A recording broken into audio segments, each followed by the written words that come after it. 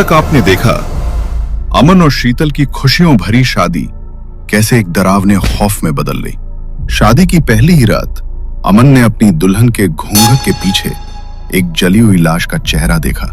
दूध के गिलास में रेंगते कीड़े, खून से सना लाल रंग और रात के अंधेरे में शीतल का किसी अदृश्य साये से बातें करना।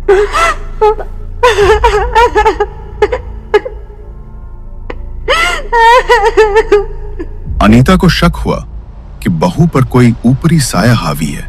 उसने रुद्राक्ष और मंत्रों से उस बुरी आत्मा को रोकने की कोशिश की। शीतल का भयानक रूप देख घर वालों की रूह कांप गई और जब अमन ने सच बताया तो मालूम हुआ कि ये सब कुछ शादी की रात से शुरू हुआ है। बाबा ने कहा है अमावस की रात ही इस बुरी आत्मा का सच सामने आएगा।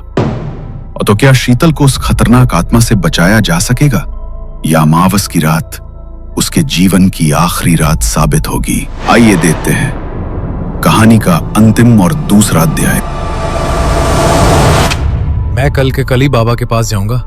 वो इसका कुछ निवारण जरूर निकालेंगे, लेकिन तब तक हमें शीतल के कमरे के बाहर कुछ सुरक्षा करनी होगी ताकि वो यहां से बाहर न जा सके।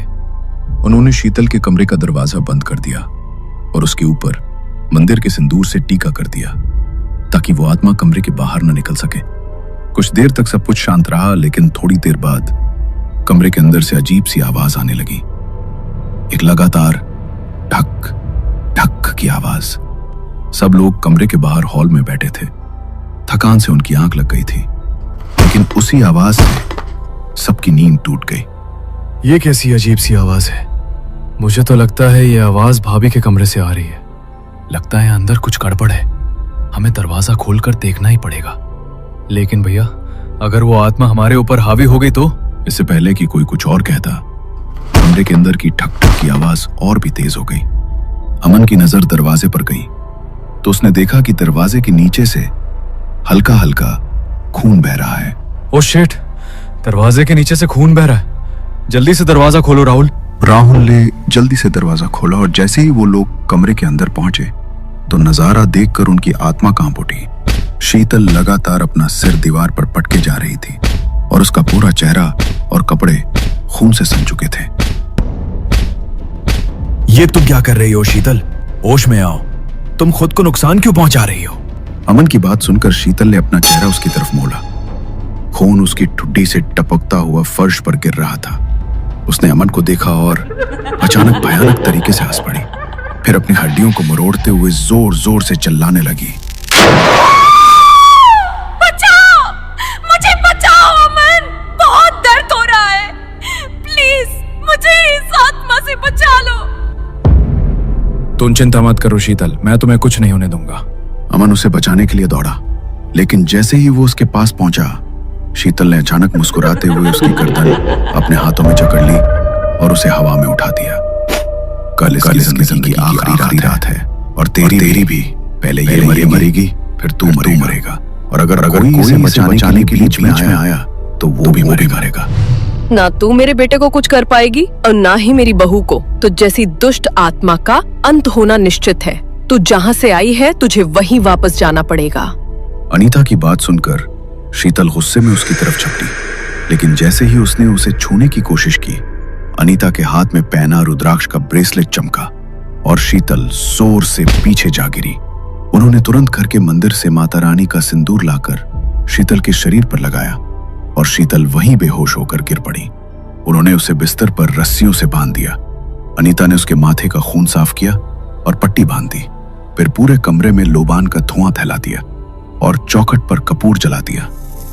कुछ देर बाद सुबह के 6 बज गए और हर जगह सूरज की रोशनी फैल गई। मुझे बहुत डर लग रहा है माँ। हम शीतल को बाबा के पास कैसे लेके जाएंगे? और आज आखिरी रात है। अगर आज हम शीतल को नहीं बचा पाए तो सब खत्म हो जाएगा। इस तरह हिम्मत मत हार बेटा। जब भगवान ने तुझे बाबा से मिलवाया है तो वो तुझे इस समस्या का निवारण भी देंगे। किसी को कुछ नहीं होगा। पूरा दिन शीतल में कोई हलचल नहीं हुई। वो बिस्तर पे लेटी रही। उसकी आंखों के नीचे काले घेरे गहराते जा रहे थे और उसने पूरे दिन कुछ खाया तक नहीं। जैसे जैसे समय बीतता गया, अमन की आंखों में डर और गहराता गया। थोड़ी देर बाद सूरज डूबा और जैसे ही अंधेरा छाया, शीतल के चेहरे पे एक भयानक मुस्कान फैल गई। वो अचानक जोर जोर से हंसने लगी।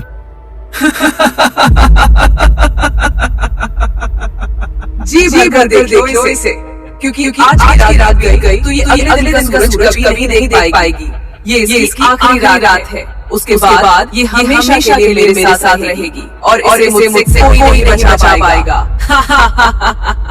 और सब लोग पहले से तैयार थे। उसी समय राहुल ने घर में गंगा जल का छिड़काव करना शुरू किया और अनीता ने पूरे घर में लोबान का धुआं फैला दिया। धुएं और गंगा जल की गंध से वो आत्मा और आक्रामक हो गई। शीतल का शरीर बेकाबू होने लगा और उसने पास की टेबल से चाकू उठा लिया। वो अपने ही शरीर पर वार करने लगी। अमन ने पीछे से दौड़कर उसके हाथ पर जोर से धक्का मारा। चाकू उसके हाथ से छूटकर दूर जा गिरा। उसी क्षण शीतल का ध्यान भटका और उसी समय अमन ने उसके गले में रुद्राक्ष में पिरोया हुआ धागा डाल दिया। रुद्राक्ष का स्पर्श पाते ही शीतल दर्द से तड़पने लगी। उसका शरीर झटके खाने लगा और वो जोर जोर से चीखने लगी।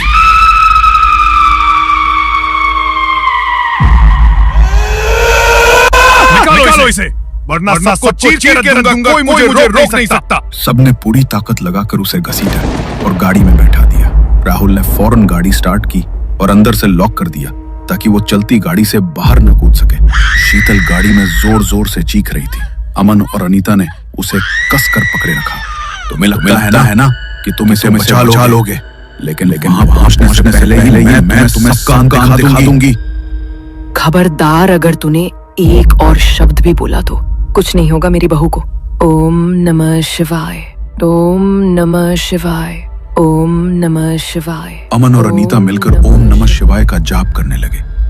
उस जाप की गूंज सुनकर शीतल के कानों से खून बहने लगा और वो और जोर जोर से चिल्लाने लगी। उसकी चीख इतनी भयानक थी कि मानो सबके कानों के पर्दे फट जाएंगे, लेकिन फिर भी उन्होंने जाप जारी रखा। आधे घंटे की ड्राइव के बाद वे गांव के पुराने मंदिर पहुंचे। बाबा मंदिर के बाहर यज्ञ कुंड के सामने बैठे थे। उन्होंने शीतल को गाड़ी से बाहर निकाला और घसीटते हुए बाबा के पास लाए। शीतल गुस्से में बाबा को घूर रही थी। तुझे लगता है तू इसे मुझसे बचा लेगा, लेकिन तू मेरा बाल भी बांका नहीं कर सकता। इसे बचाने का सपना छोड़ दे पंडित, वरना इसके साथ साथ आज रात तू भी मारा जाएगा। बाबा ने उसकी ओर देखा, लेकिन कोई जवाब नहीं दिया। उन्होंने अपने कमंडल से जल उठाया और मंत्र पढ़ते हुए उस पर छिड़क दिया। जल के छींटे पड़ते ही शीतल का शरीर जलने लगा। उसके भीतर बैठी आत्मा दर्द से तड़पने लगी। तू एक मैली आत्मा है। तू इंसान को कमा सकती है, लेकिन ईश्वर की शक्ति के सामने तुझे झुकना ही पड़ेगा। बुराई चाहे कितनी भी ताकतवर क्यों ना हो, भगवान के सामने टिक नहीं सकती। आज रात तुझे इस लड़की का शरीर छोड़ना ही होगा। नहीं, कभी नहीं। अगर मैं इसका शरीर छोड़ूंगा तो इसकी आत्मा को भी अपने साथ ले जाऊंगा। बाबा ने फिर से अपने कमंडल से जल उठाया और उसे अभिमंत्रित करके शीतल पर छिड़का। फिर उन्होंने यज्ञ कुंड के पास रखी छड़ी उठाई, उसे आग में तपाया और तपती हुई छड़ी शीतल की ओर बढ़ा दी। आप बैठ इधर, वरना आज तेरी आत्मा को मैं ऐसी पीड़ा दूंगा कि तू तड़प उठेगा। मैं किसी से नहीं डरता, तू मेरा कुछ नहीं बिगाड़ सकता। उसकी ये बात सुनकर बाबा ने जमीन में छड़ी दे मारी। उसी क्षण शीतल का शरीर दर्द से तड़प उठा और वो आत्मा जोर जोर से बिलखने लगी। बाबा लगातार छड़ी को जमीन पर मारते रहे। हर चोट के साथ उस दुष्ट आत्मा की पीड़ा और बढ़ती गई और उसका शरीर कमजोर पड़ने लगा। बाबा ने अमन और राहुल की तरफ इशारा किया। दोनों ने मिलकर शीतल को पकड़कर यज्ञ कुंड के पास बैठा दिया। उसी समय बाबा ने पास रखी थाली से भभूति उठाई और उसके माथे पर लगा दी। भभूति का स्पर्श पाते ही शीतल फिर से भयानक चीखों में चिल्लाने लगी। बहुत पीड़ा हो रही है ना तुझे, मैं जानता हूं। अगर चाहता है कि ये पीड़ा और ना बढ़े तो बता, कौन है तू और क्यों इस लड़की को परेशान कर रहा है? नहीं बताऊंगा, कभी नहीं बताऊंगा। मैं इसे बर्बाद करने आया हूँ। अगर मैंने तुझे बता दिया कि मैं कौन हूँ तो तू इसे बचा लेगा। तुझे मुझे जितना कष्ट देना है तू दे दे, लेकिन मैं कुछ नहीं बोलूंगा। लगता है तू सीधी तरह से नहीं मानेगा। अब मैं तुझे दिखाता हूं। बाबा ने जोरदार आवाज में मंत्रों का उच्चारण शुरू किया। वे यज्ञ कुंड में सामग्री डालते जा रहे थे। हर बार जब जोरदार आवाज में मंत्रों का उच्चारण शुरू किया, वे यज्ञ कुंड में सामग्री डालते जा रहे थे। हर बार जब सामग्री जलती, आत्मा की चीख और तेज हो जाती। तभी बाबा ने पास रखा एक नींबू उठाया और उसमें 5 लौंग गाड़ दी। जैसे ही लौंग नींबू में गड़े, आत्मा शीतल के शरीर से बाहर निकलने की कोशिश करने लगी, लेकिन उसके माथे की भभूति और गले में बधा रुद्राक्ष उसे रोक रहे थे। भगवान भी चाहते थे कि ये आत्मा अब शीतल के शरीर से यूं ही न निकले, क्योंकि अगर एक बार बाहर आ गई तो वो शीतल की आत्मा को भी उसके साथ ले जाता और उसे काबू करना असंभव हो जाता। आज की रात ही अंतिम थी, जब या तो शीतल का अंत होना था या उस दुष्ट आत्मा का।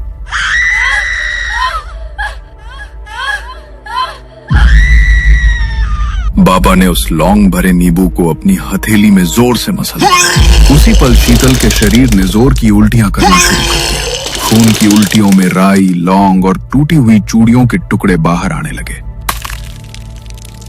नहीं नहीं, तू ये नहीं कर सकता पंडित। बाबा ने तुरंत पास रखा जल से भरा कलश उठाया। उन्होंने यज्ञ कुंड से एक जलती हुई लकड़ी निकाली और उसकी राख उस जल में मिला दी। ये जल अब पवित्र हो चुका है, इसे तुरंत पिलाओ। ये दुष्ट आत्मा इसे कभी स्वेच्छा से पीने नहीं देगी, लेकिन इसे जबरदस्ती पिलाना ही होगा। शीतल बुरी तरह तड़प उठी। उसने कलश को छिटकने की कोशिश की, लेकिन बाबा ने उसे कसकर संभाल लिया। अमन और राहुल ने पीछे से उसके दोनों हाथ पकड़ लिए। आत्मा पहले से ही कमजोर पड़ चुकी थी।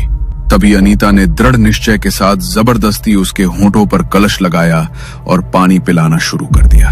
आधा पानी उसने बाहर उगल दिया, लेकिन कुछ बूंदें उसके गले से अंदर चली गईं। उसी समय बाबा ने शीतल के शरीर पर भी अभिमंत्रित जल छिड़क दिया। तभी अचानक शीतल का शरीर एक झटके से पीछे उछला और उसके भीतर से वो आत्मा धुएं की तरह बाहर निकलने लगी। देखते ही देखते उसका शरीर हल्का हो गया और वो निढाल होकर जमीन पर गिर पड़ी। अब ये सुरक्षित है। अब वो आत्मा कभी इसके ऊपर हावी नहीं हो पाएगी। लेकिन बाबा, आखिर वो आत्मा मेरी बहू पर हावी हुई कैसे? कोई भटकती आत्मा ऐसे ही किसी को पकड़ तो नहीं लेती? सही कहा तुमने। ये आत्मा खुद ब खुद इसके पास नहीं आई थी। इसे तुम्हारी बहू की शादी की रात इसके साथ बांध दिया गया था, तभी से ये इसके साथ बनी हुई थी। अगर तुम लोग आज रात यहाँ नहीं आते तो ये आत्मा इसे अपने साथ ले जाती। क्या? लेकिन वो कौन है? इसने जानबूझकर शीतल के साथ ऐसा किया?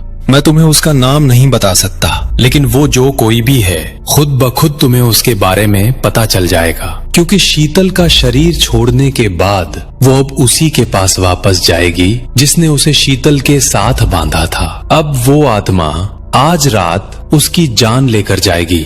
बाबा ने शीतल और पूरे परिवार को रक्षा सूत्र बांध दिया और वो लोग शीतल को लेकर वापस घर आ गए। वो लोग इस बारे में सोच ही रहे थे कि किसने शीतल के साथ ऐसा किया कि तभी सुबह सुबह शीतल के भाई का फोन आया। तुम्हारी भाभी नहीं रही शीतल। कल रात को अचानक न जाने उसे क्या हुआ। और ये बात सुनकर शीतल के पैरों तले से जमीन खिसक गई कि वो उसकी भाभी ही थी जिन्होंने उसके साथ ऐसा किया। वो पहले तो कुछ समझ नहीं पा रही थी, लेकिन अचानक उसे सब कुछ समझ आने लगा। मैंने तुम्हें कितनी बार बोला है कि मुझे परेशान करना बंद करो। मैं तुमसे शादी नहीं करना चाहती। लेकिन मैं तुमसे बहुत प्यार करता हूँ शीतल। मैं तुम्हें बहुत खुश रखूंगा। अगर तुमने मुझसे शादी नहीं की तो मैं अपनी जान दे दूंगा। तुम्हारा दिमाग खराब हो गया है क्या? अगर तुम मेरी भाभी के भाई ना होते तो अब तक मैं भैया को तुम्हारे बारे में सब बता चुकी होती। बस मैं तुम्हारे उनके साथ रिश्ते खराब नहीं करवाना चाहती, इसलिए चुप हूँ। और मैं किसी और से प्यार करती हूँ और शादी भी उसी से करूंगी। लेकिन अगर आज के बाद तुमने मुझे परेशान किया तो मैं भी रिश्तों की शन भूल जाऊंगी। शीतल की भाभी का छोटा भाई अमित हाथ धोकर उसके पीछे पड़ा था, लेकिन शीतल उससे शादी नहीं करना चाहती थी। वो कॉलेज टाइम से ही अमन से प्यार करती थी और जब अमन से उसकी शादी तय हुई तो अमित ये बात बर्दाश्त नहीं कर पाया। वो बहुत नशा करता था और सन की किस्म का लड़का था। अपनी जान देने से पहले उसने अपनी बहन के नाम एक नोट लिखा।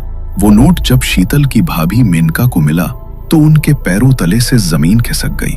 इसका मतलब मेरे भाई ने उस शीतल की वजह से अपनी जान दी? क्या कमी थी मेरे भाई में जो उसे ठुकरा कर उसने किसी और से शादी की? तेरी वजह से मेरा भाई मारा गया शीतल। तुझे भी मैं चैन से नहीं रहने दूंगी। जिस तरह मेरा भाई तड़प तड़प कर मरा, वैसे ही अब तू भी मरेगी। मेनका अब शीतल को अपने भाई की मौत का जिम्मेदार मान रही थी। वो एक तांत्रिक के पास गई। मैं नहीं चाहती कि मेरा भाई मुक्त हो। मैं चाहती हूँ कि उसकी शादी वाली रात मैं अपनी भाई की आत्मा को उसके साथ बांध दूं और वो खुद उससे अपना बदला ले।